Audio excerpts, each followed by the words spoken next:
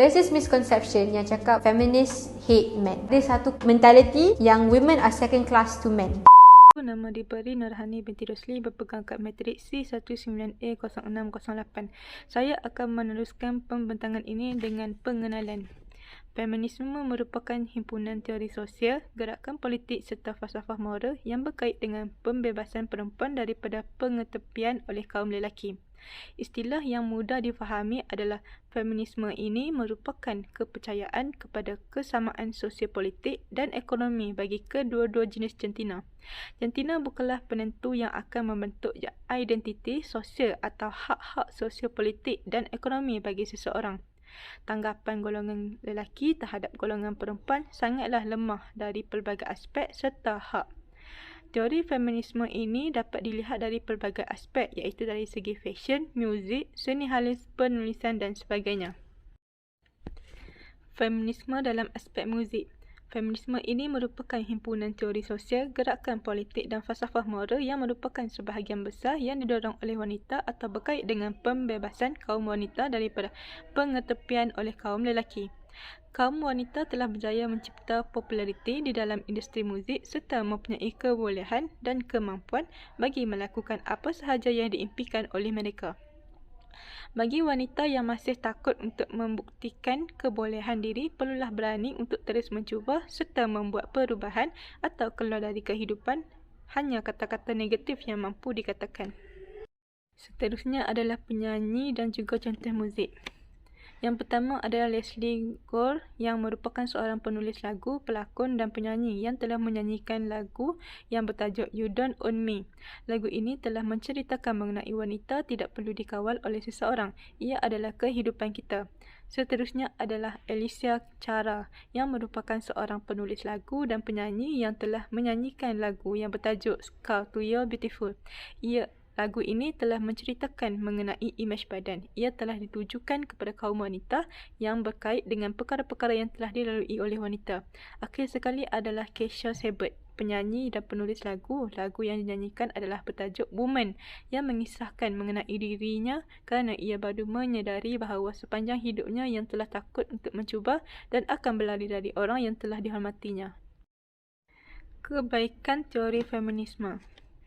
Antara kebaikannya yang telah didapati dalam teori ini adalah ia dapat memberikan peluang kepada penulis lagu dan penyanyi untuk meluah pendapat mereka serta menyampaikan mesej bagi mempertahankan hak kewanitaan.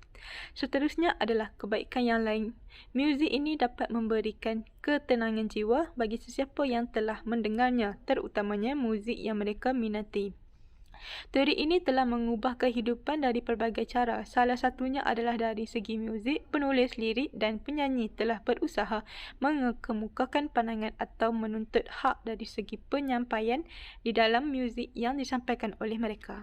Assalamualaikum warahmatullahi wabarakatuh. Saya Nur Hidayah binti Ismail, nombor matrik C19A0610. Hari ini saya akan membentangkan mengenai feminisme pada bahagian fashion. Feminisme adalah gerakan yang memperjuangkan hak kesamarataan bagi wanita dalam pelbagai aspek. Ianya merangkumi aspek teori dan falsafah dalam sosiologi dan politik yang berkaitan dengan perbezaan jantina, kepentingan bagi wanita, penuntutan hak dan juga sebagai satu gerakan yang menyokong kesaksamaan jantina kepada wanita. Ianya digunakan bagi menggambarkan politik, budaya dan ekonomi dalam kehidupan, bertujuan bagi mewujudkan hak yang sama dan juga dalam perlindungan undang-undang bagi wanita. Menurut Cambridge, feminisme merupakan satu kepercayaan bahawa setiap wanita mempunyai hak, kuasa dan peluang yang sama seperti golongan lelaki. Teori feminisme ini mudah difahami melalui 4 bahagian iaitu fashion, muzik, seni halus dan juga penulisan. Seterusnya, pereka fashion. Terdapat 3 pereka fashion yang saya dapat iaitu yang pertama Elsa Schiaparelli, di mana beliau telah mereka satu pakaian iaitu evening dress yang digunakan pada summer 1932. Pakaian ini didesain melalui simbol rama-rama dalam aliran surrealism yang bermaksud sebagai satu perubahan daripada buruk kepada cantik, di mana rama-rama telah terhasil daripada seekor ulat beluncas. Elsa telah mengambil satu pendekatan dalam rekaan pakaiannya dengan mengubah pemakaian yang biasa kepada luar biasa. Seterusnya adalah Maria Grazia Chiuri, di mana rekaan pertama yang dihasilkan oleh Maria selepas dilantik sebagai pengarah di Dior adalah beliau telah mereka satu gaya fashion baju t-shirt putih yang mempunyai tulisan "We should all be feminist" yang digayakan bersama dengan skirt panjang. Maria telah mengaplikasikan teori feminism dalam mereka bentuk t-shirt yang bersesuaian untuk dipakai oleh golongan wanita. Seterusnya adalah Bobby Philo, yang mana beliau telah mereka menampilkan model Kanye West yang memperagakan fashion dalam peragaan di Coachella pada sekitar tahun 2014. Antara kebaikan dalam feminism adalah golongan wanita bersatu padu dalam menyuarakan suara mereka. Mereka bebas bersuara dalam menuntut hak dan keadilan sama seperti lelaki, mempunyai sekumpulan gerakan yang kuat, tidak mudah menyerah dalam mempertahankan hak wanita yang seharusnya diperolehi. Ramai juga golongan wanita yang berjaya menjawab pangkat tinggi setaraf dengan lelaki. Sehingga kini, wanita lebih maju dan berkejaya dalam kehidupan tanpa perlu bergantung kepada lelaki. Penerapan teori ini dalam pelbagai sektor dan bidang berjaya mengubah kehidupan masyarakat dan golongan wanita pada masa kini. Golongan wanita bebas menentukan kehidupan mereka tanpa dibelenggu sebarang penindasan. Mereka juga bebas berkejaya dalam bidang yang mereka inginkan di samping tidak banyak berlaku masalah taraf dan juga pangkat. Sekian, terima kasih. Bismillahirrahmanirrahim. Assalamualaikum warahmatullahi wabarakatuh dan salam sejahtera. Nama diberi Normaizatul Sofia binti Muhammad Hakim, berpegang kad matrik C19E0615. Bila tadi rakan seperjuangan saya telah menerangkan apakah itu feminisme dan terdapat dua cabang yang mereka telah memperkenalkan dan mereka telah menerangkan, iaitu mengenai fashion dan muzik. Dan sekarang tibalah giliran saya untuk memperkenalkan dan menerangkan mengenai seni halus yang terdapat di dalam feminisme. Baiklah, kita sedia maklum mengenai fashion ini dan mengenai feminisme ini terdapat juga karya-karya yang telah diberikan dan telah dihasilkan oleh pengkarya-pengkarya di dalam feminisme ini. Baiklah, ideologi feminisme ini turut mempengaruhi karya-karya seni dunia. Seni feminisme ini bermula pada akhir 1960-an di Amerika Syarikat apabila kaum wanita ingin menjadikan diri mereka berbeza daripada kaum lelaki. Pada mulanya, seni feminisme ini dijalankan atau dipopularkan oleh pengkarya-pengkarya lelaki dan untuk tontonan atau dipersembahkan kepada audiens lelaki sahaja. Tetapi kini, apabila ideologi ini dibawa, subjek utama yang terdapat dalam karya seni adalah merupakan figura wanita. Akan tetapi, pada akhir tahun 1960-an, golongan feminisme mula melibatkan diri dalam bidang seni dan menghasilkan karya untuk mempertahankan hak-hak mereka. Tetapi, terdapat juga golongan pengkarya lelaki yang menyokong golongan pengkarya wanita dalam feminisme ini untuk memperjuangkan hak mereka menerusi sesebuah karya. Pada masa kini, mereka menyampaikan mesej karya feminisme itu lebih bersifat natural di mana terdapat penghasilan karya yang menyokong dan menentang kaum feminis oleh pengkarya dalam dan luar negara. Baiklah, di sini saya ingin memperkenalkan dan saya ingin mengupas mengenai sesebuah karya di dalam seni halus, iaitu karya yang telah dibawa oleh Georgia O'Keeffe, di mana jika kita dapat lihat di dalam slide ini, karya ini merupakan sebuah kelopak bunga. Okey, baiklah, izinkan saya memperkenalkan sosok tubuh yang bernama Georgia O'Keeffe. Beliau telah diiktirafkan sebagai ibu modernisme Amerika dan ibu gerakan seni feminisme. Georgia O'Keeffe pada tahun 1887 sehingga 1986, beliau merupakan seorang artis moden Amerika. Baiklah, jika kita dapat lihat karya berikut, beliau terkenal melalui lukisan bunganya yang diperbesarkan di bangunan pancakar langit New York dan landasan New Mexico. Baiklah, jika kita dapat lihat karya beliau merupakan sebuah kelopak bunga menjadi sebuah tarikan di mana di dalam lukisan tersebut menjadi terkenal apabila terdapat lengkungan, lipatan dalaman lapisan dan kegelapan yang dicatat oleh O'Keeffe untuk menunjukkan kepada kita semua mengenai identiti seseorang wanita. Baiklah, seterusnya beliau berdiri sebagai artis wanita pada awal abad ke-20, membuka jalan untuk para feminis pada tahun 1960-an sehingga 1970-an.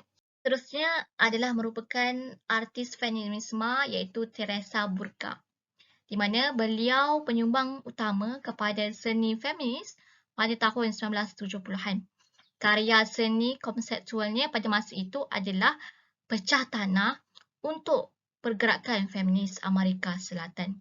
Beliau berusaha untuk mempersoalkan dan mentafsirkan semula tanggapan stereotip tentang kewanitaan. Paling ketara, beliau memberi tumpuan kepada aspek ini berhubung dengan media massa dan buruh domestik.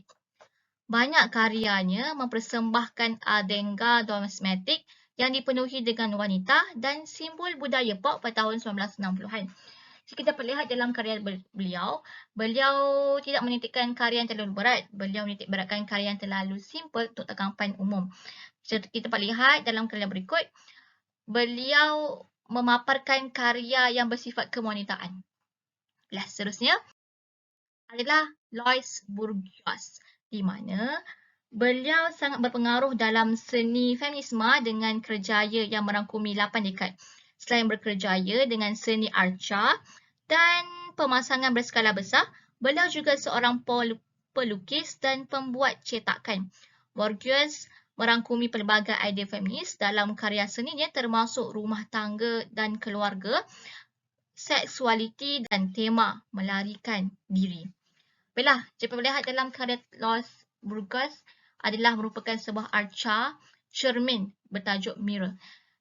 Beliau memaparkan aspek ini adalah beliau ingin memartabatkan dan memberitahu kepada khayal aman bahawa cermin itu merupakan lambang seseorang wanita, di mana wanita suka akan kelihatan cantik. Baiklah, seterusnya saya ingin menerangkan apakah kebaikan dan keburukan di dalam seni halus ini. Jika dapat lihat karya-karya dalam seni halus ini, pengkarya-pengkarya cuba ingin menitikberatkan dan menekankan aspek kewanitaan dalam karya tersebut. Tapi ada sesetengah pengkarya yang menekankan aspek kewanitaan yang terlalu terlampau, di mana terdapat aspek perkara yang tidak sepatutnya berada dalam sesebuah karya. Tetapi tidak mengapa, kita perlu meraihkan apa yang telah mereka cuba untuk sampaikan kepada masyarakat mengenai kewanitaan. Itu sahaja dari saya. Seterusnya saya persilakan kepada pembentang seterusnya. Assalamualaikum warahmatullahi wabarakatuh dan salam sejahtera. Nama saya Amirul Fahmi bin Zainuddin, bernombor matriksi 19A0038. Jadi saya akan teruskan pembentangan dengan literature. Buku yang pertama saya pilih adalah Vindication of the Right of Women. Pertama kali diterbitkan pada tahun 1792 oleh proto-feminis Mary Wollstonecraft, mengambil inspirasi daripada revolusi pada zamannya yang menuntut hak yang lebih besar untuk manusia, untuk menyokong kumpulan yang lebih difitnah secara sosial, iaitu wanita bebas berpendidikan dan dipandang tinggi dari segi intelek. Wollstonecraft telah digelar sebagai salah seorang ibu kepada teori feminis, mengemukakan idea wanita sebagai persamaan semula jadi dan intelektual lelaki, dan berhak mendapat layanan dan peluang yang sama hampir 100 tahun sebelum istilah feminis wujud. Buku yang kedua adalah bertajuk Virginia Woolf, A Room of One Own, diterbitkan pada tahun 1929. Esei Virginia Woolf mengambil kritikan sastra yang mantap pada masa itu, yang mendakwa bahawa wanita secara semula jadi adalah penulis dan pencipta yang telah rendah, yang lebih rendah berdasarkan jantilan mereka. Sebaliknya, Woolf menunjukkan kepada kegagalan besar pendidikan sistematik dan ekonomi yang menyekap penulis wanita pada masa itu. Sebagai salah satu bahagian asas kritikan sastra feminis, anda mungkin menjangkakan bahawa kata-kata Woolf telah kehilangan potensinya. Tetapi perspektifnya yang bijak dan tajam kekal sebagai inspirasi hari ini seperti ketika ia diterbitkan. Dan buku yang ketiga adalah Feminism is for Everybody yang ditulis oleh Bell Hooks. Cukup untuk mengatakan bahawa teori feminisme boleh menjadi agak padat bagi sesetengah orang. Itulah sebab pengarang feminisme dan mengkritik budaya yang dikasihi telah membuat kain lonceng pada tahun 2000 untuk mencipta teks pendidikan bagi mereka yang pemahaman tentang feminisme datang daripada rujukan TV dan idea lapuk tentang feminisme, risalah yang bersemangat untuk golongan awam feminis. Bacaan Hooks menerangkan dan meneliti feminisme inklusif dan aplikasi praktikalnya dengan cara yang menghiburkan dan bermaklumat.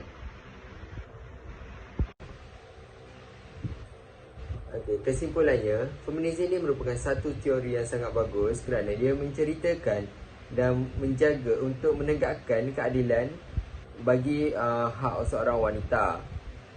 Selain itu, dalam agama Islam sendiri mengajar kita untuk melindungi, menyayangi dan memuliakan seorang wanita atau perempuan supaya ianya tidak ditindas, kerana seorang insan yang bernama wanita ini adalah satu insan yang kita perlu jaga, kita perlu lindungi dan kita perlu sayangi.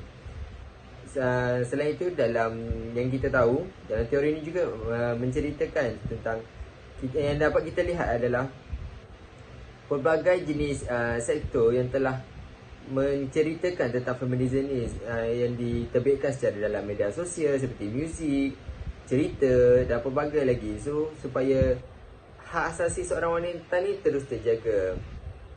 Itu saja dari kumpulan kami. Terima kasih.